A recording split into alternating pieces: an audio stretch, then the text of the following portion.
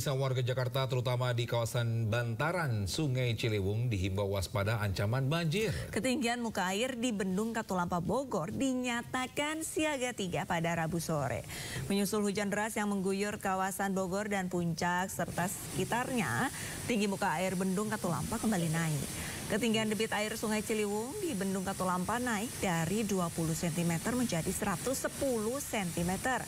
Status bendungan Katulampa pun ditetapkan siaga 3. Sebanyak 161.000 liter air per detik mengalir ke kawasan hilir DKI Jakarta. Kondisi ini diperkirakan akan mengakibatkan banjir kiriman. Warga bantaran Sungai Ciliwung diimbau mewaspadai ancaman banjir. Katulampa pagi masih termonitor normal 20 cm, memasuki jam 16 hujan terus menerus, termonitor dari puncak hujan tinggi muka air 110 cm dengan debit kurang lebih 160.000 liter per detik. Kategori siaga 3 untuk Ciliwung, kita monitor Kota Bogor, Depok dan Jakarta siaga untuk Ciliwung.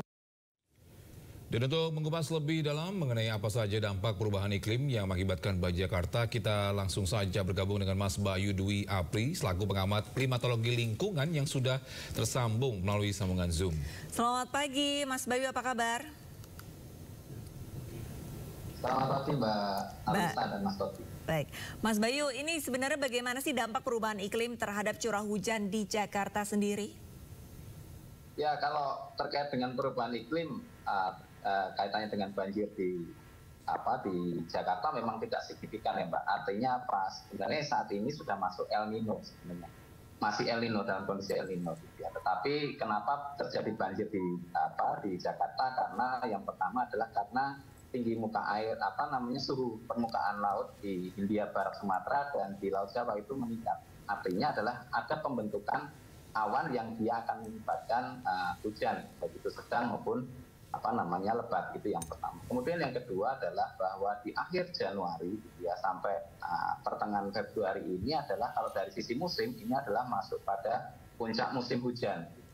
Kalau Mbak Arista dan Mas Togi perhatikan di seluruh wilayah Jawa itu kemarin atau seminggu sebelum ini juga sudah mulai intensitas hujannya itu meningkat, dari yang sedang, kemudian lebat, bahkan disertai dengan angin dan sebagainya, gitu ya.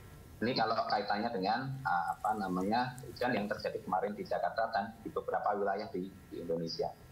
Ya, apakah mungkin warga Jakarta harus khawatir ini dengan curah hujan yang sering terjadi di Jakarta, Mas Bayu? Ya, karena sekarang fasenya adalah masuk pada puncak musim hujan, ya, di akhir Januari sampai pertengahan Februari. Jadi memang harus waspada, gitu ya. Nah, selain itu juga tadi saya sampaikan ada suhu permukaan laut yang meningkat, kemudian ada namanya gelombang Rossby, gitu ya. Gelombang Rossby ini adalah fenomena alam yang dia mengindikasikan, gitu ya, potensi awan hujan ini mengumpul lebih luas, gitu. Dia aktif. Artinya apa? Artinya dia akan semakin banyak hujan yang akan turun. Pembentukan hujannya akan semakin banyak. Nah, ini yang harus diwaspadai. Mas Bayu, lantas untuk prediksi cuaca jangka panjang untuk wilayah Jakarta ini, apakah ada peningkatan risiko banjir nih, Mas?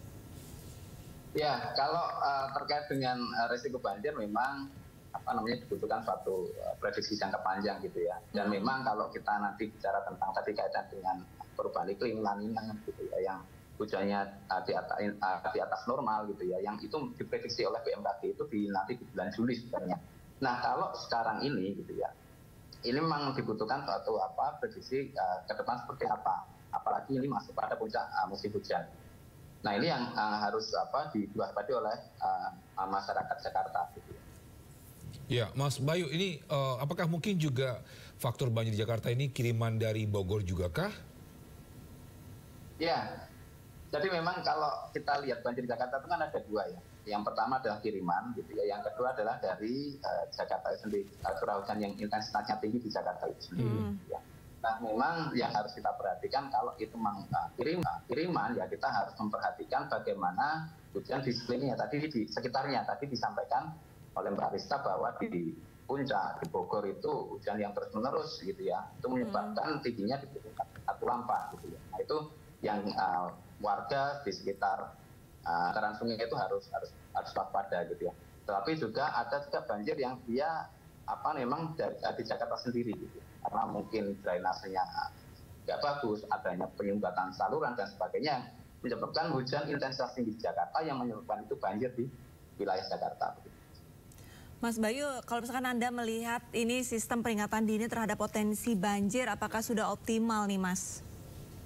Ya, memang ini yang menjadi PR ya. Jadi menjadi PR bagi ya tidak hanya bagi pemerintah tapi juga bagi akademisi dan sebagainya, bahwa memang prediksi ini harus kita intensifkan. Artinya apa? Tadi di tayangan sebelumnya disampaikan bahwa tinggi muka di paginya itu masih normal gitu.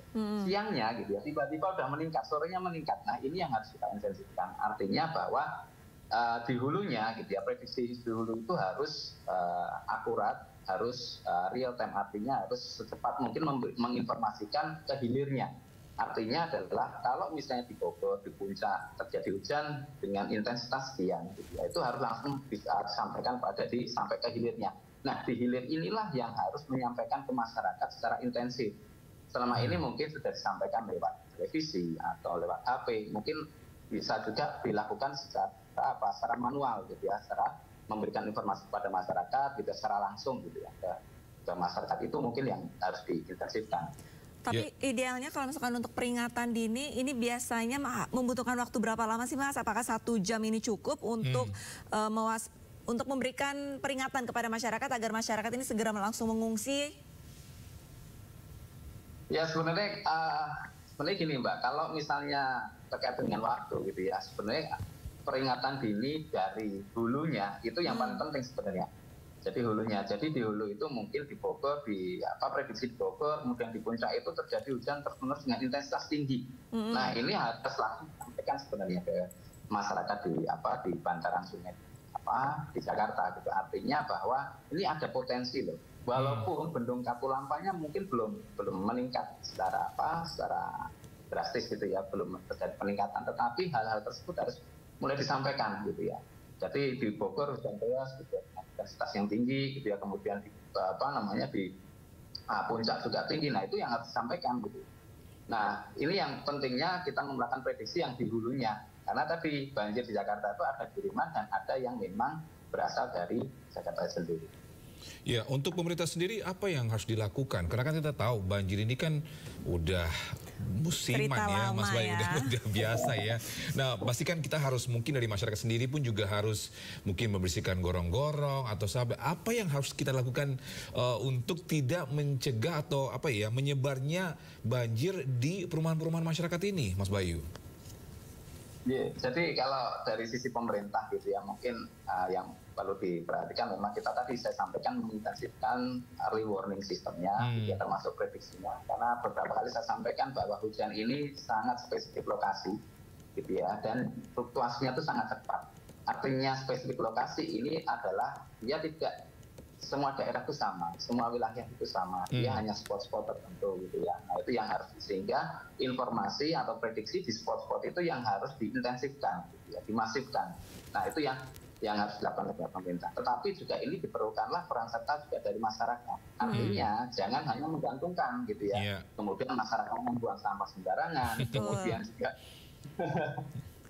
tidak pernah membersihkan gorong-gorong, yang artinya gorong-gorongnya artinya mampet, kemudian terjadi hujan walaupun intensitasnya nggak tinggi, airnya meluap. Nah itu yang harus dilakukan gitu, saat ini seperti itu. Baik Mas Bayu, ini sementara kalau misalkan menurut Anda untuk kolaborasi antara pemerintah sama peneliti ataupun stakeholder ini terkait banjir akibat perubahan iklim ini sebenarnya sudah ada apa belum sih? Sebenarnya sudah banyak Mbak gitu.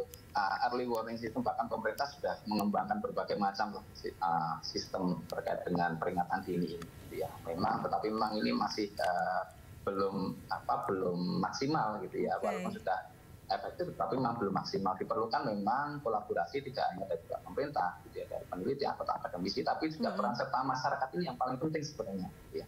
Masyarakat ini yang kita berikan informasi, kita sadarkan gitu ya, bahwa kondisi saat ini sudah berubah, kemudian kita juga harus berubah. Artinya apa? Artinya bahwa saat ini kondisi misalnya hujan itu kadang sangat ekstrim gitu. Kita tidak boleh buang sampah sembarangan, naruh sampah sembarangan, kemudian diintensifkanlah gotong royong untuk membersihkan slot dan sebagainya. Baik, terima kasih banyak Mas Bayu Dwi Apri selaku pengamat klimatologi lingkungan sudah bergabung bersama kami dan salam sehat Mas Bayu. Terima kasih Mas Bayu, salam sehat.